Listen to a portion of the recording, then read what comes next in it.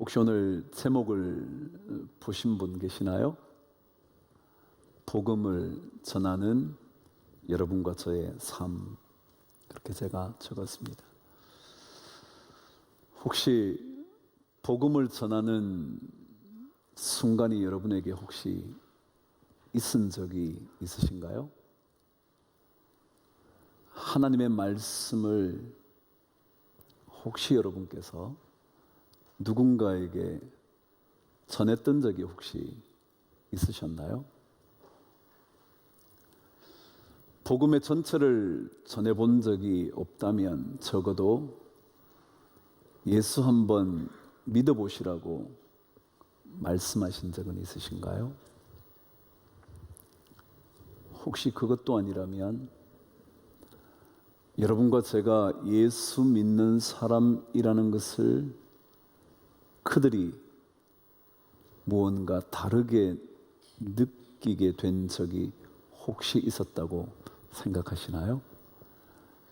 여러분을 보다가 그래 맞아 저 사람 예수 믿는 사람이었지 라고 생각하게 된 적이 있으셨냐 말이죠.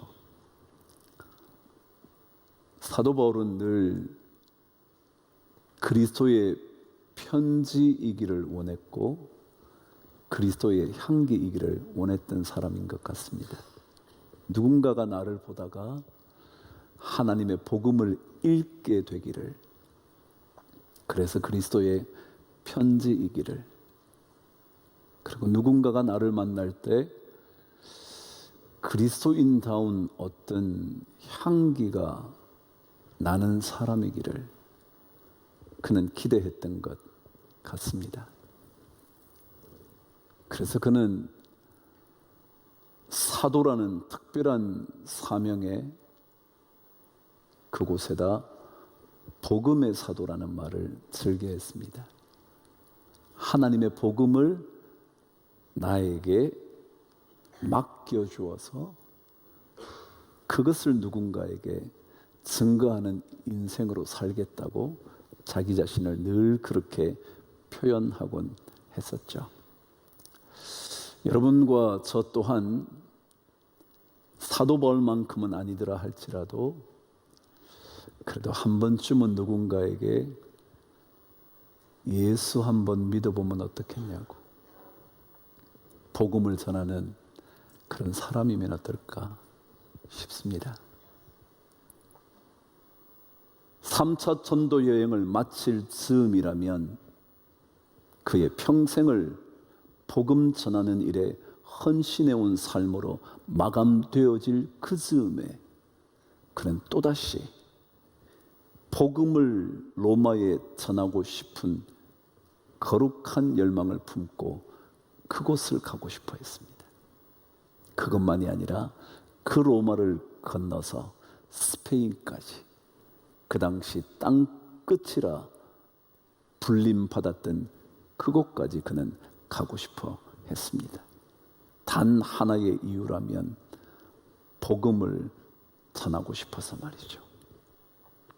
복음을 전할 수 있는 축복이 당연한 것 아니라 은혜였다고 말하는 찬송 말이죠. 그 가사가 이렇게 되어 있습니다. 내가 하나님의 자녀로 살며, 여러분과 제가 전부 다 하나님의 자녀로 살아갑니다. 마치 사울이라는 인물이 바울이 되면서 하나님의 자녀, 예수 그리스도의 자녀가 된 것처럼 말이죠. 그리고 오늘 이 자리에 여러분과 제가 찬양하면서 예배하는 이거요. 이것만 해도 얼마나 멋진 일인가요? 그러나 우리는 이것만을 위하여 예수 믿지는 않아요. 그 다음이 있어요. 복음을 전할 수 있는 그 삶이요. 누군가에게, 여러분과 제가 이 세상을 떠나기 전에 누군가에게 꼭 한 번은 복음을 전할 수 있는 축복을 여러분이 한번 누려보면 좋겠다. 그래서 그는 어쩌면 인생의 마지막 즈음임에도 불구하고 그곳을 찾아가고 싶어 했죠. 로마라는 그 땅으로 말이죠. 여러분 어떠신가요? 여러분과 제가 예수 믿습니다. 그리고 하나님의 자녀가 됐습니다. 그래서 이 자리에서 우리는 멋진 찬양을 드리고 그리고 너무도 편안하게 예배를 드립니다. 그러나 그것보다 복음을 전할 수 있는 그 고백이 우리에게 좀 있어야 되지 않을까. 누군가에게 여러분의 말과 행동을 통하여 그리스도를 보여주는 사람이면 좋겠습니다. 누군가가 여러분을 보다가 그곳에 그리스도의 피 묻은 복음이 있다는 것을 알게 되기를 바랍니다. 저런 사람이 라고 말 듣기보다 어쩌면 저럴 수 있을까 생각하게 만드는 그런 사람이면 좋겠습니다. 이 자리에서 함께 찬양하고 예배하고 하나님의 자녀된 것만 해도 영광스럽고도 복된 일이지만 그러나 그것만이 아니라 여러분의 남편에게, 여러분의 자녀에게, 여러분과 함께 일하고 있는 그 동료들에게 예수 사람이지 복음을 전할 수 있는 축복된 인생의 주인공이면 진짜 좋겠습니다. 오늘 사도 바울은 이 복음을 전하기 위한 삶이 되기 위하여 중요한 전제 조건 하나를 우리에게 들려줍니다. 그것이 16절 말씀입니다. 저와 함께 말씀을 읽겠습니다. 시작. 내가 복음을 부끄러워하지 아니하노니 이 복음은 모든 믿는 자에게 구원을 주시는 하나님의 능력이 됨이라 그랬습니다. 하나님의 복음을 전하는 인생이 되려면 먼저 복음의 능력을 경험해 봐야 합니다. 복음의 효력이 어떠한 것인지를 깨달아야 합니다. 복음의 가치가 얼마나 대단한지 아셔야 합니다. 그래서 우리가 예배를 드릴 때마다 그 복음의 능력과 복음의 효능과 복음의 효력과 가치를 우리가 깨달아 알아가야 하는 겁니다. 그래야 그 가치 있는 그 무엇을 전하고 싶지 않겠습니까? 부모라면 누구나 나 자식들에게 물려주고 싶은 유산이 있습니다. 조금 더 몸부림치는 이유는 내가 떠날 때 우리 자식에게 조금이라도 더 남겨주고 떠나고 싶은 마음이 있기 때문에 그럴지 모르겠습니다. 그러나 그곳에 그 남겨주고 싶은 유산 중에 예수의 복음의 능력 남겨주면 괜찮은 인생 아닐까요? 왜냐하면 그 복음의 능력은 모든 믿는 자에게 구원을 주실 수 있는, 여러분과 저의 모든 죄에서 건져내실 수 있는, 여러분의 모든 아픔과 고통과 눈물로부터 우리를 빠져나오게 만드실 수 있는 능력이기 때문에 그렇지 않을까요? 돈만 있으면 너 잘 살 수 있어. 그 메시지보다 하나님의 능력만 있으면 너 잘 살 수 있어. 하나님의 능력만 있으면 너는 어떤 수렁에서도 빠져나올 수 있어. 그 하나님의 복음의 능력 너에게 있어야 돼 라고 전해줄 수 있는 복음을 전하는 인생이 되면 어떨까요?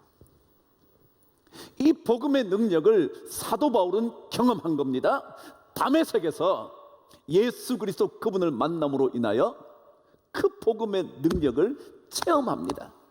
그래서 그는 바뀌어졌습니다. 그렇지, 구원하시는 하나님의 능력이 있지. 제가 제 자녀를 위하여 기도하는 세 가지 제목이 있다 그랬잖아요. 자신의 힘으로 사는 인생보다 하나님의 힘으로 사는 인생이 더 복된 인생이라고. 그 하나님의 능력을 그에게 전해주고 싶은 거죠. 그 자녀에게 남겨주고 싶은 거죠. 왜냐하면 우리는 복음을 전하는 인생이어야 하거든요. 우리만 멋진 예배의 주인공이 되는 것이 아니라 그 누군가에게 한 번은 복음을 전하는 인생으로 인정받게 되기를 원하거든요. 그것이 우리의 자랑거리이고 주 예수 그리스도께서 다시 오실 때 우리의 영광의 면류관이거든요. 우리나라에 탁월한 수학자 한 분이 있다 그러더라고요. 그분은 수학계에 40여 년 동안 풀지 못했던 난제를 해결함으로 박사학위를 버클리 대학에서 받은 분이라 그러시더라고요. 제가 독일에서 유학할 때도 수학과 전공하시는 분이 오셨어요. 제가 물었어요. 무슨 논문을 쓰냐고. 그랬더니 그분이 그러대요. 수학의 원리, 공식을 하나 만들어내든지 아니면 풀지 못했던 원리를 풀어내면 박사학위 받는데요. 그러니까 예를 들어 뭐 그런 거 있잖아요. 삼각형의 뭐 내부의 각도는 뭐 어쨌건 180도다 뭐 이런 거 있잖아요. 이런 걸 원리를 하나 발견하면 수학 박사가 된대요. 아니면 풀지 못했던 원리를, 공식을 해결하면 그러면 박사학위 준대요. 저는 그분이 박사학위 받은 가설을 보니까 뭔 말인지도 모르겠더라고요. 어쨌거나 40여 년 동안 풀지 못했던 수학의 원리를 해결했대요. 그분의 이름이 김인강이라는 교수랍니다. 근데 그분은 2살 때 소아마비를 알아서 11살이 될 때까지 일어서 본 적이 없답니다. 그가 볼 수 있었던 곳은 늘 바닥이었대죠. 오죽했으면 그의 아버지는 자신을 낳아놓고서도 너같이 쓸모없는 놈 내다 버려 라고 말하며 폭력을 가했던 아버지랍니다. 근데 그가 11살 때 재활원에 들어가 고통스러운 시간을 버텨내어 마침내 보조기를 달고 목발을 짚고 처음으로 인생에 일어서게 됐대요. 그런데 얼마나 탁월한 머리를 가졌던지 탁월한 수제 소리를 들으며 마침내 서울대학을 들어갔고 마침내 여러분에게 말씀드린 것처럼 버클리 대학에서 박사학위를 받았답니다. 근데 그분이 자신의 삶을 되돌아보면서 적어놓은 책이 한 권 나왔습니다. 이미 오래전에 나왔죠. 제목이 기쁨 공식이라는 책이었습니다. 수학자였으니까 공식이라는 말이 익숙했겠죠. 어떻게 우리 인생에 기쁨을 가져올 수 있을까? 그 공식은 없을까? 근데 그는 하나님의 사람이었습니다. 그는 장애를 딛고 최고의 과학자, 수학자가 될 때까지 걸어오는 그곳에 신앙의 힘이라는 것, 신앙의 능력이라는 게 있었다는 것을 알려주고 싶어서 그 책을 썼다는 겁니다. 그 책 안에는 불완전한 자에게 두신 완벽한 하나님의 계획이라는 챕터가 있습니다. 불완전한, 너무 멋지게 표현했지만 장애를 가진 사람을 위하여 주님께서 마련해 두신 삶의 계획이 있다. 그것도 완벽한 계획. 대학 3학년 때 그는 늘 목발을 짚고 무거운 가방을 메고 강의실을 드나들다가 어느 날 갈비뼈에 충격을 받아 이 무거운 가방과 목발 때문에 충격을 받아 폐에 구멍이 나버렸답니다. 의사를 찾아갔더니 당장 수술하지 않으면 죽음에 이를지도 모른다고. 그가 기도원에 들어가 하나님께 기도하기 시작합니다. 뭐 구해달라는 기도, 건져달라는 기도가 아니라, 하나님, 어쩌면 이렇게도 제 인생에 가혹하십니까? 내가 쓸모없는 인간이라면 지금 데려가 주십시오 라고 하나님께 울부짖었답니다. 근데 그때 하나님께서 그에게 찬송 소리를 들려주시더래요. 저는 그거 충분히 이해가 됩니다. 왜냐하면 제가 그런 경험이 있었거든요. 제가 대공수사과에 갇혀 있는 그곳에, 외부의 소리가 전혀 들리지 않는 그곳에 어느 날 막 찬송 소리가 들려오더라고요. 그것처럼 그가 찬송을 듣게 됐는데, 그 찬송이 내 모습 이대로 주 받아 주소서, 날 위해 돌아가신 주 날 받으옵소서 라는 찬송이었다. 그 찬송이 막 자기 안에 울려 퍼지는데, 그때부터 하나님께 회개의 기도를 하게 됐대요. 자신도 자신의 인생을 저주하면서 살아왔다는 거죠. 자신의 인생 쓸모없다면 지금 데려가 달라고 기도했던 그 삶을 그가 회개하면서 기도했다는 거죠. 그러는 그가 그 책에서 이렇게 말을 합니다. 하나님은 고통의 시간을 통하여 육신을 의지하지 않는 법을 가르쳐 주셨습니다. 그리고 고통과 아픔의 시간 속에서 기도하는 법과 하나님의 말씀을 읽는 법과 찬양하는 법을 배우게 되었습니다. 그것만이 아니라 나처럼 연약한 자에게 희망을 주는 그것이 내게 주신 하나님의 계획임을 깨닫게 되었습니다. 나는 육신의 나약함에 끊임없이 노출되었지만 그것을 통하여 오히려 연약한 데서 강해지는 비법을 배우게 해주셨습니다. 세상이 나를 보잘것없다 취급할 때 하나님은 나를 변화시켜 당신의 하실 일을 계획하셨음을 알게 되었습니다. 그리고 나의 질그릇 같은 연약함이 하나님의 영광을 나타내는 도구가 되게 하셨고, 나를 변화시켜 하나님의 이름과 선하심을 나타내려 하셨음을 배우게 되었습니다. 여러분, 신앙에는요, 하나님의 복음에는요, 능력이 있어요. 여러분과 제 삶을 새롭게 바꾸어 놓을 수 있는 능력이 있어요.